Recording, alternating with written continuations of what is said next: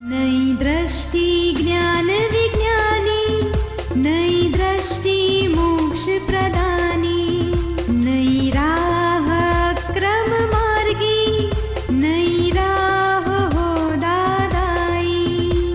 नमस्कार, आदाब, सत श्री अकाल, वणक्कम। आपका स्वागत है प्रोग्राम नई दृष्टि नई राह में, जो लेकर आया है दादा भगवान फाउंडेशन हर रोज की तरह।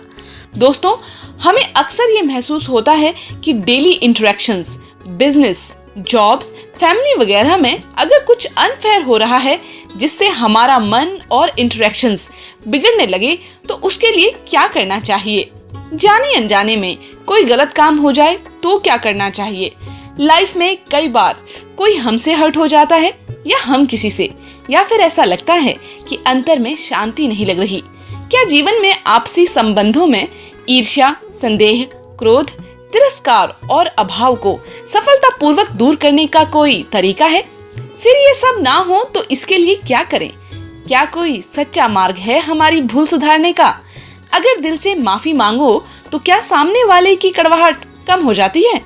जीवन में पल पल सताने वाले इन प्रॉब्लम्स का खात्मा करने के लिए कोई इफेक्टिव वेपन है? तो चलिए हमारे जीवन में एक ऐसी अवेयरनेस लाने के लिए सुनते हैं हमारे चहेते आत्मज्ञानी पूज्य दीपक भाई को। दीपक भाई, ये एक प्रतिक्रमण, पश्चाताप और अंतर्ग्लानि में क्या डिफरेंस है? जैसे कोई दोष हो जाता है या कुछ हो जाता है, उसके लिए एक तो होता है प्रतिक्रमण, जो बैठ के विधि करनी है। एक होता है हर समय पश्चाताप रहता है कि ये नहीं होना चाहिए था, क्यों हो गया। तीसरा होता है अंतर तक जलन होती है कि बहुत गलत हो गया, और उस चक्कर में ये होता है कि उसके लिए किसी और चीज के लिए प्रतिक्रमण भी नहीं कर पाते कुछ समय के लिए। तो इनमें डिफरेंस क्या है?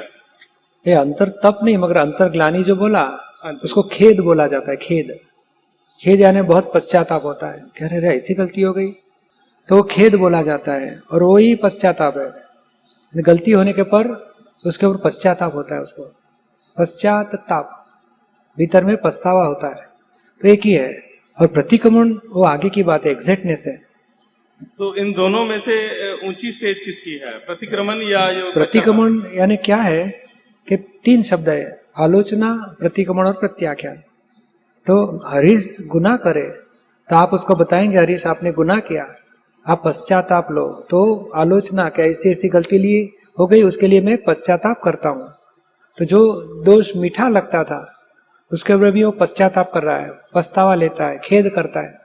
और खेद, अभी हरीश को खेद होता ही है तो फिर खेद लेने की जरूरत नहीं है। हरीश को खेद भी नहीं होता है, नहीं, एक बहन जी नहीं बताया, गलती लगती है मगर कुछ पश्चाताप नहीं होता है, और कुछ मैकेनिकल हो गया ऐसे लगता है, तो हरीश को डांटना पड़ेगा, शर्म नहीं आती है, क्यों गलत करते हो। तो जो गलती के ऊपर पश्चाताप नहीं होता है वह थोड़ा डांटना पड़ेगा हरीश को। First step, first level. Second, या तो उसको पश्चाताप होता है, शुरू हुआ तो बोलो दिल से पश्चाताप करो। दूसरा, उसको पश्चाताप होने लगा तो उसको बोलने का भी निश्चय करो कि ऐसी गलती नहीं करनी है। पश्चाताप में ज्यादा डूबना नहीं है, नहीं तो डिप्रेशन आ जाएगा। तो एग्जैक्ट क्या है कि जो गलती का पछतावा नहीं होता है उसके ऊपर डांटना चाहिए थोड़ा। बाद में जो वो पछतावा होने लगा तो बोलो अच्छी तरह दिल से पछतावा लो। दूसरा स्टेप, और दिल से लड़ने लगे तभी बोलने का अभी आप निश्चय करो कि ऐसी गलती नहीं करनी, हे दादा भगवान मुझे शक्ति दो। तो प्रतिक्रमण जो होता है वो इसमें ये आ ही जाता है पछतावा। और उससे भी आगे कि प्रतिक्रमण करने वाला कौन, हरीश। तो आप जुदा रख के हरीश के पास करवाते हो, और ये गलती हो गई, हे दादा भगवान ये गलती हो गई, उसको आलोचना बोला जाएगा। ये गलती के लिए मैं क्षमा चाहता हूँ, मुझे क्षमा करो, ये प्रतिक्रमण हो गया। ऐसी गलती नहीं करने की शक्ति दो, प्रत्याख्यान हो गया। ये एग्जैक्टनेस है, उससे दोष खत्म भी होंगे। और आप जुदा रख के जागृति सेट करते हो, जुदापन की जागृति, उससे परमाणु शुद्ध होके एग्जॉस्ट हो जाएंगे। तो नॉर्मली क्या होता है कि प्रतिक्रमण हम उसके लिए करते हैं जिनको हमसे दुख हो गया है। तो लेकिन कुछ ऐसा हो जाए जिससे दुख किसी को ना हुआ हो, लेकिन आपको लगता है कि मेरे इस कार्य से अधोगति में जाएंगे या कुछ ऐसा हो, उसके लिए किस तरह से फिर प्रतिक्रमण? हे दादा भगवान ऐसी ऐसी गलती हो गई, मुझे क्षमा करो। दादा भगवान को याद करके माफी मांग लो। तो हरीश को जो लगता है कि मैंने ये सोचा या ऐसे दृष्टि बिगड़ गई या ऐसे हो गया, हे दादा भगवान मैं ऐसे ऐसे व्यवहार हो गया, दिल से पश्चाताप करता हूँ, मुझे क्षमा करो, ऐसी गलतियां नहीं करने की शक्ति दो। अक्रम विज्ञानी दादा तारनहार प्रायश्चित का एक ऐसा दिया हथियार, एक साइंस यहाँ पे ऐसा साकार, ताज बनकर जगमगाया दादा का दरबार। किसी को दुख हो जाता है तो मैं प्रतिक्रमण करता हूँ, पर प्रतिक्रमण कितना किया जाए, कैसे पता चलेगा प्रतिक्रमण पूरा हो गया? धीरे धीरे 2, 5, 10 बार करने का, और एक बार प्रतिक्रमण किया, मैंने एक ही टाइम पे 5-10 बार प्रतिक्रमण किया, बाद में अपने आप छूट जाता है। बाद में 2-3-4 दिन के बाद वापस वो आदमी दिखेगा, भीतर में वो क्रोध चालू हो जाएगा। तो बोलने का कहीं एक लेयर गया है, दूसरा लेयर प्रकट हुआ, तो दूसरा लेयर, तो वापस बोलने का दिलीप को जाओ प्रतिक्रमण करो। तो ऐसे 5-10 बार हो जाएगा ना, अपने आप खत्म हो जाएगा। तो प्रतिक्रमण की कोई सीमा नहीं है? प्रतिक्रमण की सीमा है ना, जहाँ तक दोष की असर होती है, भुगतान आता है, वहां तक प्रतिक्रमण करना है। और जब कोई 5 पड़ होंगे तो 5 बार प्रतिक्रमण करोगे तो खत्म हो जाएगा, और 50 पड़ होंगे तो 50 बार प्रतिक्रमण करना पड़ेगा, और किसी को 500-1000 होगा तो 1000 बार प्रतिक्रमण करना पड़ेगा। और हस्बैंड वाइफ में तो 50,000 लेयर्स रहते हैं एक दोष के। तो ऐसे लगता है प्रतिक्रमण किया कुछ सुधरा ही नहीं, मगर एक प्रतिक्रमण से एक लेयर कम होता ही है धीरे धीरे, क्योंकि 20 साल का हिसाब होएगा तो 20 साल के बाद खत्म होएगा। पर हमारा तरफ से क्या है, रोज आपके तरफ से इतना पुरुषार्थ रोज करना चाहिए। रोज सुबह उठो तो इतना तय करने का, हे दादा भगवान मुझे 5 आज्ञा में रहने का शक्ति दो, मुझे 5 आज्ञा में ही रहना है।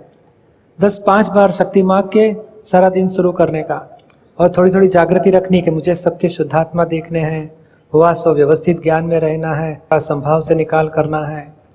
और रात को सोने से पहले 10-15 मिनट और निकालो वापस, दिलीप को चेक करो कि कहाँ तूने 5 आज्ञा में बराबर ध्यान नहीं दिया, कहाँ भूल चुक हो गई, चलो वापस रीसेट करो कि नहीं ये आदमी आए थे मगर उनको शुद्धात्मा देखना ही रह गया था, चलो वापस अभी शुद्धात्मा देखो, और निश्चय करो कि दूसरे दिन वापस मुझे सभी व्यक्तियों के भीतर में शुद्धात्मा देखना ही है।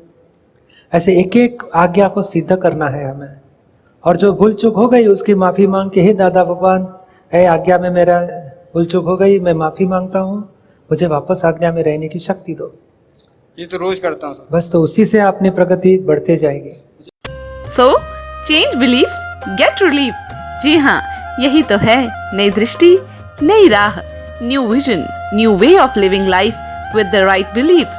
तो हमारे प्रोग्राम नई दृष्टि नई राह से बस ऐसे ही जुड़े रहिए। नीरुमा, मैंने आपको बहुत दफ़ा देखा है, आपको बहुत दफ़ा मिली भी हूँ, और आपको टेलीविज़न में भी बहुत दफ़ा देखा है, लेकिन मेरे दिल में एक उलझन है। उसी उलझन का स्पष्टीकरण करने के लिए मुझे आपको एक प्रश्न पूछना है। वो उलझन ये है कि मेरे नज़दीकी एक व्यक्ति है, आपके प्रोग्राम को आपको सुन के बहुत मैंने सोचा कि हमें प्रतिक्रमण ही करना है, तो मैंने बहुत प्रतिक्रमण किए, आपने जैसे बोला वैसी तरह से प्रतिक्रमण किए, बहुत ही किए, लेकिन अब मुझे मालूम हुआ है कि वो व्यक्ति जिसका मैं प्रतिक्रमण करती हूँ वो अब तक हमसे नाराज है, हमसे बात करने को पसंद नहीं करते हैं। तो मुझे अब क्या करना चाहिए? कुछ और तो क्या कर सकोगे आप, लेकिन अपने मन में से ये बोझ निकाल दो। उस नज़दीकी व्यक्ति से आपको जो बोझ लगता है, वो आपसे अच्छी तरह से बात नहीं करती है, ये सब कुछ आपको अंदर भीतर में कहीं ना कहीं चुभता है। तो तलाश करो कि ये सब जब चुभता है जहाँ तक, तब तक आपको बोझ लगेगा, बोझा उसका होती है। तो पहले अपने आप को इस सारी चीज़ों से क्लियर करो। ऐसे मुझे बोझ नहीं लगता है, लेकिन मैं कभी कभी सोचती हूँ कि अगर मौका मिल जाए तो वो व्यक्ति से मैं ऐसी तरह से बर्ताव करूँ कि वो खुश हो जाए। मुझे उसके प्रति कोई राग भी नहीं है, द्वेष भी नहीं है, तो लेकिन वो सामने वाली व्यक्ति मुझे ऐसा लगता है कि अब तक नाखुश क्यों है, ऐसा मुझे लगता है। वो आपका हिसाब है। बाकी यह भी दिमाग में से निकाल दो कि मौका मिले तो मैं उसको खुश कर दूँ। हमारे खुश करने से कोई खुश होता नहीं है क्या? ऊपर से यही बोझा है आपका। तो ये सोचना नहीं चाहिए? नहीं, काहे को सोचना है? खुश हमारे में और से तो कोई तकलीफ उसको देने की एक सेंट भी भावना नहीं है ये वो तो किसी रोम में किसी को दुख ही नहीं देना है, फिर काहे को सुखने की। वो इससे आपको और उसका ये जो आपका जो प्योर वाइब्रेशंस जाता है ना प्रतिक्रमण का, वो नहीं जाएगा। वितराग होके वह प्रतिक्रमण करो। कुछ ये भी इच्छा नहीं है हमारी कि वो अच्छी तरह से बात करने लगे या हमारे से ना, जो भी हो हमारी गलतियां हैं उससे हम निपटाओ, प्रतिक्रमण करके साफ कर दो। और लगेगा कि नहीं सब बहुत सारे प्रतिक्रमण किए, अभी हमारा क्लियर, हमारी ओर से वो क्लियर हो गया तो बहुत हो गया इनफ। और हमने 1 to 1 भी माफी मांग ली है तो बस हो गया। फिर अभी निकाल, दिमाग में से निकाल दो। वो माफ करे या ना करे, जितना आप ज्यादा फिर माफी मांगने जाओगे तो उसका बिगड़ते जाएगा। ऐसे मेरी सोच में कभी वो व्यक्ति आती ही नहीं। अगर बात किसी से बात करे तभी मेरे सामने आती है। ऐसे मैं हर रोज दादा से उसके लिए तो हर रोज माफी मांगती हूँ, ऐसे प्रार्थना करती हूँ तब। लेकिन ऐसे डेली व्यवहार में मैं उसको मेरी सोच में आती ही नहीं, ऐसा होता है। ठीक है, तो फिर होता है। अभी उसके लिए शुद्धात्मा के वाइब्रेशंस बैठो, देखो वो शुद्धात्मा ही है, इस दृष्टि से देखो। बाकी माफी मांग लिया आपने, बहुत सारे मन टू मन मांग लिया, अभी ज्यादा कुछ करने की जरूरत नहीं है। हाँ, अभी कोई गलती आपसे हो गई उसके प्रति तो करो, नहीं तो कुछ जरूरत नहीं है। आप सुन रहे हैं नई दृष्टि नई राह। ये पूछना है कि अब तक जो हमने कोई बुरे कर्म करे हैं जाने अनजाने में, अब उनसे कैसे छुटकारा होगा? वो सारे कर्मों को एक के बाद एक याद करके ज्ञान लेने के बाद खुद ब खुद सब आपको याद आते जाएंगे। क्या खुलता ही जाएगा विजन। शांति से टाइम मिला तब बैठ के आधा घंटा पौना घंटा बैठ के शुद्धात्माओं करके देखना। क्या नाम है आपका? रेखा में जो भी गलतियाँ हुई है, दोष हुए पिछले, इन सारे को देखना, दिखते जाएंगे आपको। आप जैसे कि क्रोध को देखना है तो बचपन से लेके आज तक कहाँ कैसे किसके साथ क्रोध हुआ, तो आप तय करके बैठोगी तो आपको आप दिखते जाएगा। छोटी थी तब से लेकर आज तक सब पता चलेगा। हाँ, फिर खुलेगा, आत्मा का दर्शन खुलता है ना, दिखता है। फिर हौले देखते जाएगा। फिर मान लोभ झूठ कपट किया हो वो सब दिखते जाएंगे। एक तो शब्द एक लेके करना। तो किसी के साथ, कोई व्यक्ति के साथ हमको ज़्यादा द्वेष रहा तो वो व्यक्ति जब से मिली तब से लेके आज तक उसके साथ क्या क्या हमारा द्वेष हुआ, वो बैठ के देखना। तो ज्ञान के बाद ये सब आपको दिखेगा और आपका प्रतिक्रमण हो जाएगा तो क्लियर हो जाएगा आपको उसके साथ का। फिर नेक्स्ट लाइफ के लिए आपको वो रहेगा नहीं कुछ करो। माँ, क्या ये आत्मज्ञान करने के बाद हमसे कोई गलती नहीं होगी? हो सकती है ना, आत्मा से नहीं होगी, ऋतु से होगी। ऋतु से अच्छा काम भी तो हो सकता है ना, वैसा बुरा काम भी हो सकता है। तो हमें पता चलेगा कि ये हमने गलत करा। हाँ, वो पता चलेगा। और करने का अच्छा काम या बुरा काम दोनों में करने वाला मैं नहीं हूँ, ये ऋतु का है। पिछला हिसाब पूरा हो रहा है। हाँ, इसी से इसका बुरे काम से किसी को नुकसान ना हो, दुख ना हो, यह देखने का हमारा काम है। और दुख हुआ तो अब हमें ऋतु प्रतिक्रमण कर ले। समझ में आया ना? अभी आप सुन रहे थे नई दृष्टि नई राह। ऐसे सभी प्रकार के व्यवहारिक और आध्यात्मिक प्रश्नों का खुलासा हो, ऐसे प्रोग्राम्स का आयोजन हर रोज होगा।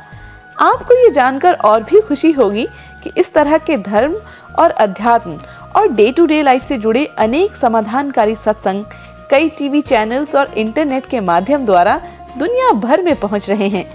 अनेक देशों में इस अक्रम विज्ञान का खजाना पाकर परम सुख का लोग अनुभव कर रहे हैं। हम आपके प्रतिभाव यानी कि विचार जानने के लिए भी उत्सुक हैं। अधिक जानकारी और अपने फीडबैक्स के लिए वेबसाइट नोट करें hindi.dadabhagwan.org। यहाँ पर आप सेमिनार्स की information, books, audios, videos free of charge access कर सकते हैं या फिर ईमेल करें dadaonradio@us.dadabhagwan.org। आप हमें कॉल भी कर सकते हैं at 1-877-505-DADA एक्सटेंशन 23 और टीवी पर हमारे प्रोग्राम्स देखना ना भूलें। आपका कलर्स, आस्था और टीवी एशिया पर भी। आज के लिए हमें दें इजाजत। कल फिर मिलते हैं इसी समय इसी जगह।